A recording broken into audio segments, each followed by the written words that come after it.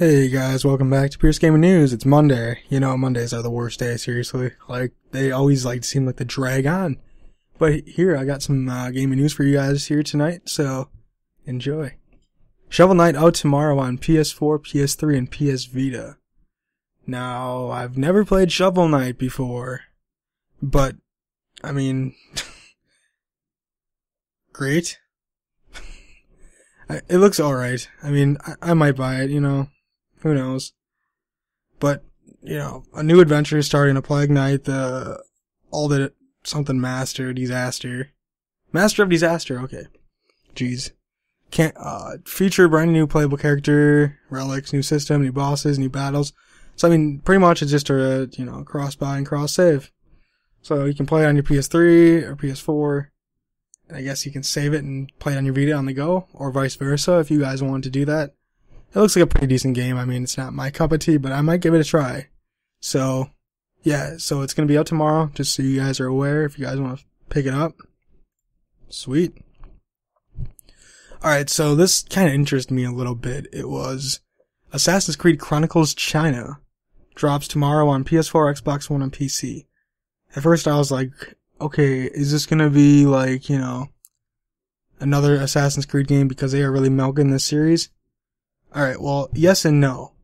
It's gonna be out, like I said again, tomorrow, so we got some games coming out tomorrow, it looks like, in North America, and on the 22nd in Europe.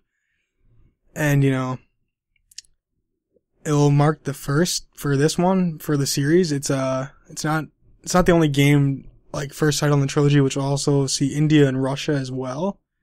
Just in different time periods, not all gonna be in the same, year that this takes place in. And it's a 2.5D gameplay perspective. I was like, what? Is it 2.5? No 3 or 3D? 2.5 apparently. A more simple platformer. Am I probably gonna pick it up? Probably not. It's like $10. But it's for free who have the Assassin's Creed Unity Season Pass, so cool. It's developed by Climax Studios, so it's not developed by Ubisoft. Or whatever. It's not published by Ubisoft. Yeah. I'm probably not gonna pick this up just because it doesn't interest me. Again, it's cool that it's an Assassin's Creed game, but it's like, oh, wow. Okay, you guys are milking this series to no end. I'm fine with the yearly releases, but this is just come on. This should be a mobile game, don't you think? I don't know. I might pick it up. We'll see. Who knows? Alright, so I'm not a big, huge Star Wars fan, but Star Wars Battlefront, and, I guess here's 5 things that you need to know. No campaign. So, yeah, there's no campaign, instead it'll have crafted missions in single player. And they can be solo or with a friend using split screen option, or by online co-op. Players will be able to spawn at each other's location while also sharing experience points and unlocks. It's a first and foremost multiplayer game, so they're gonna try to, do that. Setting and plan DLC. So it takes place in the mid-conflicts of the original film trilogy, which include a range of vehicles from speeder bikes to X-Wings. I've honestly never saw Star Wars, to be honest with you guys, but this game looks really, really good. I just don't want the hype to, lose the whole game. So locales teased in gameplay footage included Hoth, Talon. If I'm totally just slaughtering these names, don't blame me. Alright, so, it's Return of the Jedi, I guess it was referenced in, I guess the locales were. It also included a free downloadable level available 2 weeks before Star Wars The Force Awakens opens in theaters. So there's no question that this game's going to be out soon. The expansion is the Battle of Jakku, and you'll explore a moment following Return of the Jedi when the New Republic confronted Imperial holdouts on previously unseen Outer Rim Enclave. Nice. Gameplay and multiplayer cap. Battlefront will have a maximum player count of 40. Split screen or co-op online. And it has been revealed that there will be a raft of modes to have different player caps. So I guess it depends on what mode you want to do. There's going to be different player caps. There's going to be first person and third person perspectives, which are switchable while players are able to customize as well. So you can customize players and you can play in first person or third person, whichever you prefer. Kind of like Grand Theft Auto 5 for the PS4 and Xbox One and PC. There's going to be playable legends such as Darth Vader, Luke Skywalker, and Boba Fett. Fans will be able to take on mantle legendary, Star Wars characters. Reward characters will be unlocked through kill streaks.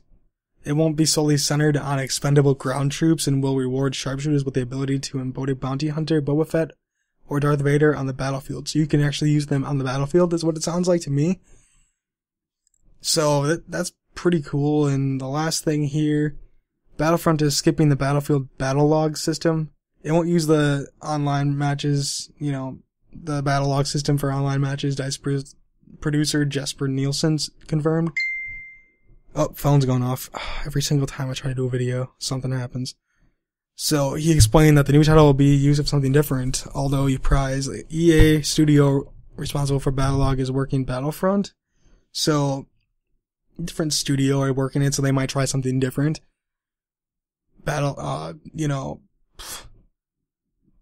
Somebody asked him, well, Uprise has been doing battle log. Does that automatically mean that we will do battle log for Star Wars? Nielsen responded, no, it won't. That can only be an assumption, and I can tell you, no, we're not going to be battle log for Star Wars Battlefront. So, and then I don't know what battle log is. I've never played Battlefield 4, or 3 or anything. So, if you guys want to tell me what it is, that'd be great. Is it a good thing that it's not using battle log, or is it a bad thing? Alright, last piece of news here. Xbox E3 will focus more on first party this year, and new exclusive IP teased.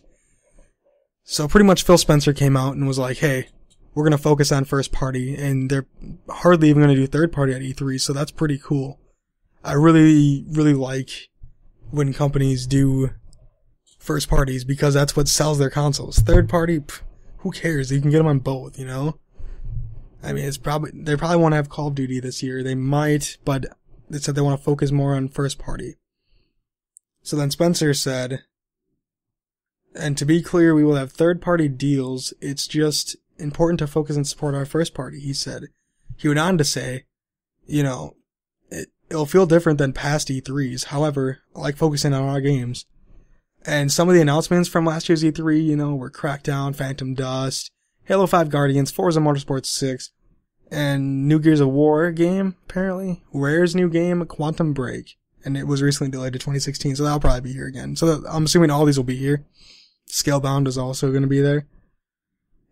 He said, there's going to be a full day content review for E3. I mean, that's nice.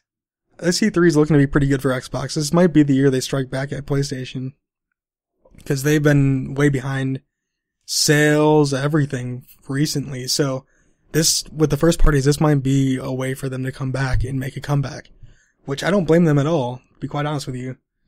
I mean, good props to Xbox. Let's see what Sony can do, because they're going to have to show off their first parties, and seriously, the only good first parties Sony had so far, let's think. MLB The Show, which, if you're not a sports fan or any sports video game fan, no offense, but, that's pretty, I don't even know why I said no offense. I'm not even offending anybody.